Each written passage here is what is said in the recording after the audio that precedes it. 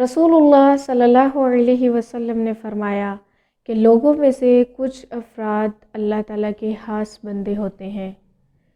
صحابہ اکرام نے عرض کیا کہ اے اللہ کے رسول صلی اللہ علیہ وسلم، وہ کون لوگ ہیں؟ آپ صلی اللہ علیہ وسلم نے فرمایا، وہ قرآن والے ہیں اور وہ اللہ تعالیٰ کے خاص بندے ہوتے ہیں۔ اس سے پتہ چلتا ہے کہ دیکھیں قرآن پاک انسان کو کتنی عزت دیتا ہے، کیونکہ قرآن پاک کو ہم اہمیت نہیں دے رہے۔ اس معاشرے میں اگر دیکھا جائے تو قرآن صرف چند موقع پہ ہی تلاوت کیا جاتا ہے۔ کوئی فوت ہونے لگتا ہے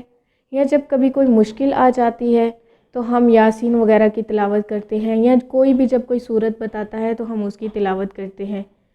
اور یا پھر قرآن پاک کو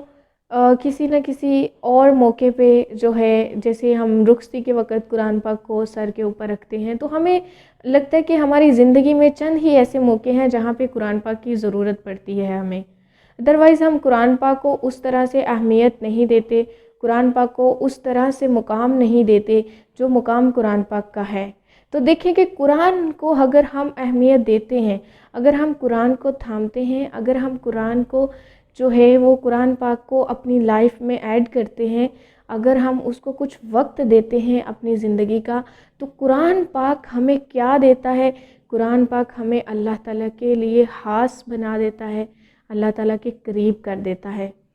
تو قرآن پاک کو ہمیں اپنی زندگی میں ایڈ کرنا ہے۔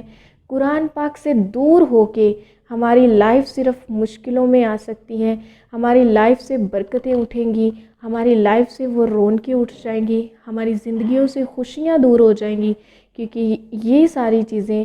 اصل جو ہے وہ قرآن پاک سے ہی جڑی ہوئی ہے، کیونکہ اللہ تعالیٰ نے فرمایا ہے کہ قرآن ہی آپ کے لیے شفا ہے، قرآن ہی آپ کے لیے برکت ہے، قرآن ہی ہدایت کا ذریعہ ہے، اور قرآن ہی اللہ تعالیٰ کے